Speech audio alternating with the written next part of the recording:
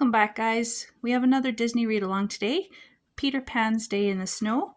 Fun with snow words.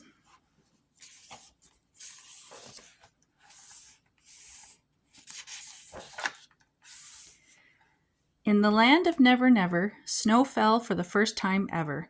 The snowstorm raged all day and night, and snowflakes turned the landscape white. The snow delighted Tinker Bell, and Peter thought that it was swell. Michael, John, and Wendy cried, "This snow is great. Let's all go slide."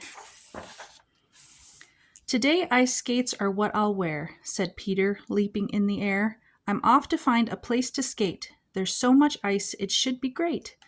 Meanwhile, Captain Hook and Smee were freezing on their ship at sea. Hook said, "My feet are turning blue." Poor Smee could only say, "Ah, too."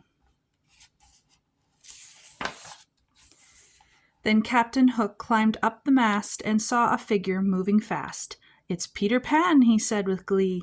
"This is our chance to get him, Smee." Hook watched him skate across the ice. "He's all alone. That's very nice," said Hook. "I have a great new plan. At last we'll capture Peter Pan." "Smee," he said, "do what I say. Bring our costumes right away. He'll never know us in disguise. Before too long he'll be our prize."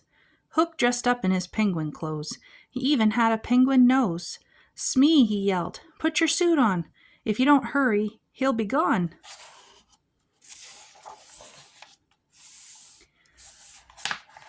The two of them looked quite absurd. Neither one walked like a bird. They slipped and slid across the ice. "Stand up," said Hook, but Smee fell twice. "Quiet," said Hook, "don't even cough." "Achoo," said Smee, his head flew off. Then Peter was amazed to see one bird was really Mr. Smee. Peter quickly sped away. "You fool," he heard the captain say. "You really are a clumsy ape. You've just let Peter Pan escape." Back home they all enjoyed the day.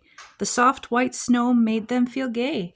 "Let's build a snow fort," Peter cried. "When we're done, we'll hide inside." "You need more snow along that wall," said John. "I'd hate to see it fall. The snow shovel's good to use. It keeps the snow out of your shoes."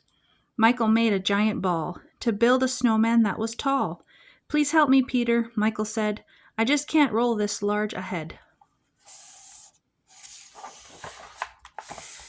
Through his glass, Hook watched them play. "I'll get them now, I know the way. We'll sneak up on them from the rear, and then we'll make them shake with fear."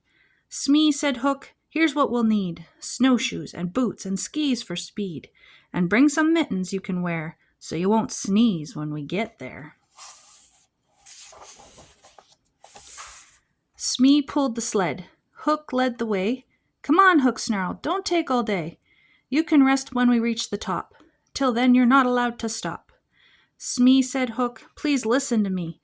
This time we'll win, I guarantee. Here's the first step in my plan. Roll a snowball, big as you can. We'll push the snowball down this hill. The snowball will get bigger still. Until it hits them down below, they won't recover from that blow. That huge snowball will roll right through and roll those kids up with it too. And Peter Pan, that little pest, will be knocked flat like all the rest." Hook looked down on the fort below. "It's almost time to start the show. When I say go, you push the ball. If you aim right, we'll get them all." But Smee let out a giant sneeze, a noise so loud it shook the trees. His scarf blew all the way around, and Smee was lifted off the ground. Then the ball began to roll. It was all out of their control, and they were in the path it took. It rolled right over Smee and Hook. Down the hill the villains rolled, pressed into a snowball mold. They hit the ground and bounced up high, and then they sailed off through the sky. The snowball traveled far from shore before it fell to earth once more. It crashed into a frozen spot. That was the end of Hook's great plot. "I think," said Peter, "that takes care of Smee and Hook, that awful pair.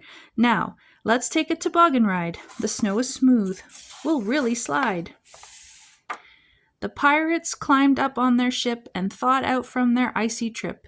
"Smee," said Hook, "if I hear you sneeze, you'll walk the deck until you freeze." That night they sat in the fire's glow and sipped from mugs of hot cocoa. They were all tired from their play. It was the nicest snowy day. How many of these snow words did you find in the story? Thanks for reading with me. Bye.